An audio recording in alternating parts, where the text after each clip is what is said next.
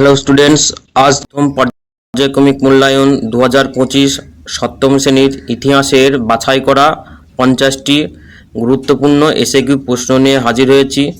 তোমাদের দ্বিতীয় এবং তৃতীয় অধ্যায় থেকে এই প্রশ্নগুলি বাছাই করা হয়েছে এবং তোমাদের যে বিভিন্ন প্রশ্নবিচিত্রা এবং রেফারেন্স বই হয় সেইগুলি থেকে বাছাই করে এগুলি নেওয়া হয়েছে। তো এগুলি খুবই গুরুত্বপূর্ণ।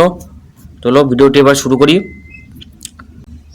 প্রথম প্রশ্ন, বঙ্গ নামটির প্রথম উল্লেখ পাওয়া যায় কোথায়? তো সঠিক উত্তরটি হবে ঋগ্বেদের ঐতরীয় আরণ্যকে। দ্বিতীয় প্রশ্ন, আইন ই আকবরী গ্রন্থটি কার লেখা? তো আইন ই আকবরী গ্রন্থটি লেখা ঐতিহাসিক আবুল ফজলের। এবারে দেখো তোমাদের এখানে উল্লেখ করা রয়েছে যে বঙ্গ নামের নামটি আর কোথায় কোথায় আমরা পাই। তো কৌটিল্যের অর্থশাস্ত্র গ্রন্থে বঙ্গ নামের উল্লেখ পাই, কালিদাসের রঘুবংশম কাব্যে এবং আবুল ফজলের আইন ই আকবরী গ্রন্থে এবং ঐতিহাসিক মিনহাজ ই সিরাজের লেখার বইতেও বঙ্গ নামের উল্লেখ রয়েছে। 3 নম্বর প্রশ্ন, প্রাচীন বাংলার সীমানা কোন 3টি নদী দিয়ে তৈরি হয়েছিল? প্রাচীন বাংলার সীমানা ভাগীরথী, পদ্মা ও মেঘনা দিয়ে তৈরি হয়েছিল। 4 নম্বর প্রশ্ন, ড্যাশ ছিল প্রাচীন বাংলার বৃহত্তম অঞ্চল? তো সঠিক উত্তরটি হবে পুণ্ড্রবর্ধন। 5 নম্বর প্রশ্ন, উত্তর এবং দক্ষিণ দ্বারের মাঝে সীমানা ছিল ড্যাশ নদ? তো উত্তর এবং দক্ষিণ দ্বারের মাঝে ছিল অজয় নদ। 6 নম্বর প্রশ্ন, ভাগীরথী ও করতোয়া নদীর মধ্যবর্তী এলাকা কি নামে পরিচিত? তো ভাগীরথী এবং করতোয়া নদীর মধ্যবর্তী এলাকা বরেন্দ্র নামে পরিচিত। 7 নম্বর প্রশ্ন, শশাঙ্কের রাজধানীর নাম কি? তো শশাঙ্কের রাজধানীর নাম কর্ণ সুবর্ণ। 8 নম্বর প্রশ্ন, হর্ষবর্ধনের সভাকবি কে ছিলেন? হর্ষবর্ধনের সভাকবি ছিলেন বাণভট্ট। হর্ষচরিত কার লেখা? হর্ষচরিত হর্ষবর্ধনের সভাকবি বাণভট্টের লেখা। 10 নম্বর, সকলোত্তর পথনাথ উপাধি কে ধারণ করেছিলেন? তো হর্ষবর্ধন সকলোত্তর পথনাথ উপাধি ধারণ করেছিলেন। 11 নম্বর প্রশ্ন, পাল বংশের প্রতিষ্ঠাতা কে? সঠিক উত্তরটি হবে গোপাল। 12 নম্বর প্রশ্ন, ভারতের কোন স্থানকে কেন্দ্র করে ত্রিশক্তি সংগ্রাম চলেছিল? তো উত্তর ভারতের কনৌজকে কেন্দ্র করে ত্রিশক্তি সংগ্রাম চলেছিল। 13 নম্বর প্রশ্ন, কৈবর্তবিদ্য দমন করতে গিয়ে কোন পাল রাজা নিহত হন? সঠিক উত্তরটি হবে মহীপাল। সেন রাজাদের আদি বাসস্থান কোথায় ছিল? তো সেন রাজাদের আদি বাসস্থান ছিল দক্ষিণ ভারতের কর্ণাট অঞ্চলে, অর্থাৎ মহীশূর এবং তার আশেপাশের এলাকা। 15 নম্বর প্রশ্ন, লক্ষণ সেনের রাজধানী কোথায় ছিল? তো লক্ষণ সেনের রাজধানী ছিল পূর্ববঙ্গের বিক্রমপুর। 16 নম্বর প্রশ্ন, ত্রিশক্তি সংগ্রাম কাদের মধ্যে হয়েছিল?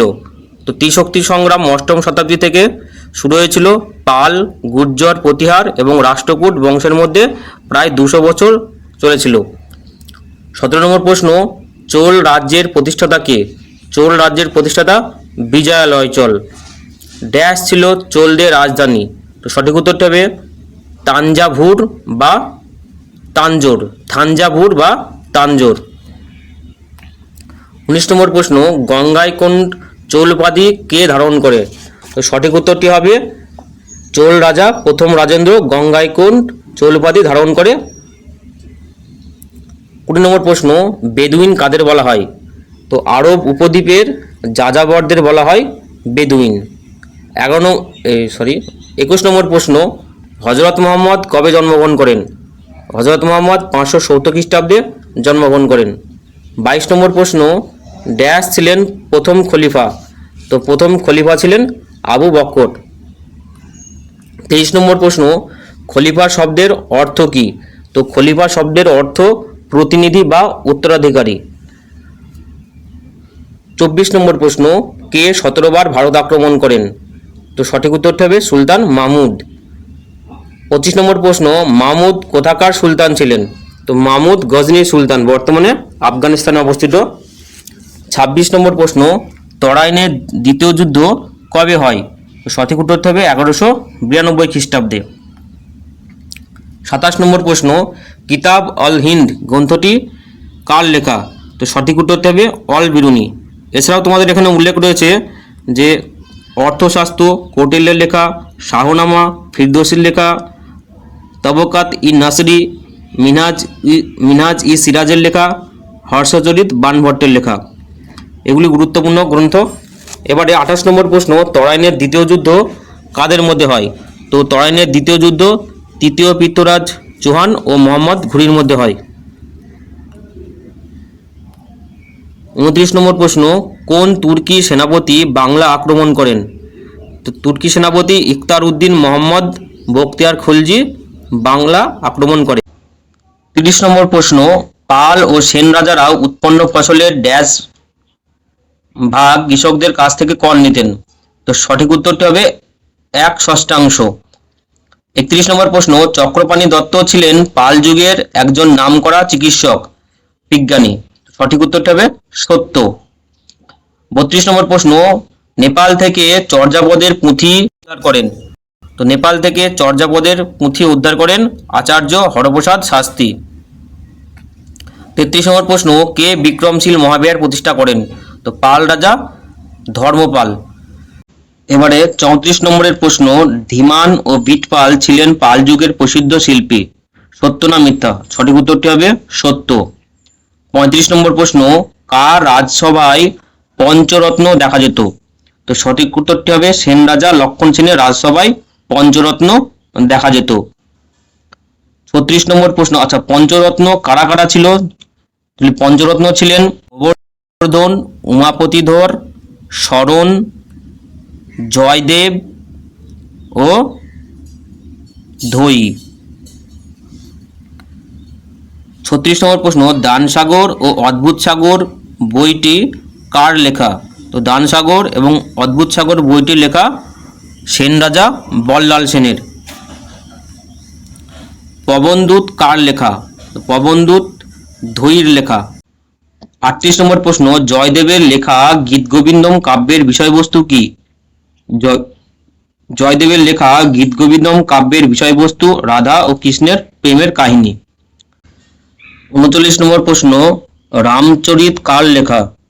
সঠিক উত্তরটি হবে সন্ধ্যাকার নন্দীর। হলায়ুদ কার মন্ত্রী ছিলেন? তো হলায়ুদ লক্ষণ সেনের মন্ত্রী ছিলেন।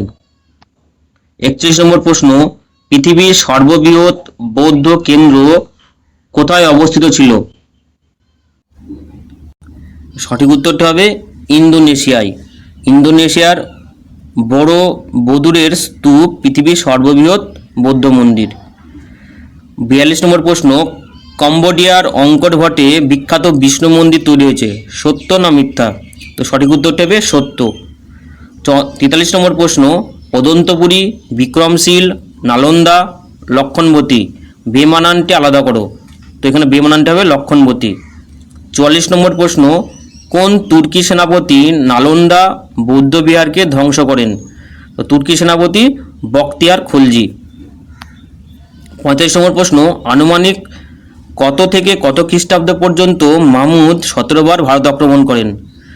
তো 1000 থেকে 1027 খ্রিস্টাব্দ পর্যন্ত এই 27 বছরে 17 বার ভারত আক্রমণ করেন সুলতান মাহমুদ। 46 নম্বর প্রশ্ন, উত্তর ভারতের কোন স্থানকে কেন্দ্র করে ত্রিশক্তি সংগ্রাম ঘটেছিল? উত্তর ভারতের কনৌজকে কেন্দ্র করে ত্রিশক্তি সংগ্রাম ঘটেছিল। এই প্রশ্নটি আগেও আলোচনা হয়েছিল, এই প্রশ্নটি রিপিট হয়েছে। 47 নম্বর প্রশ্ন,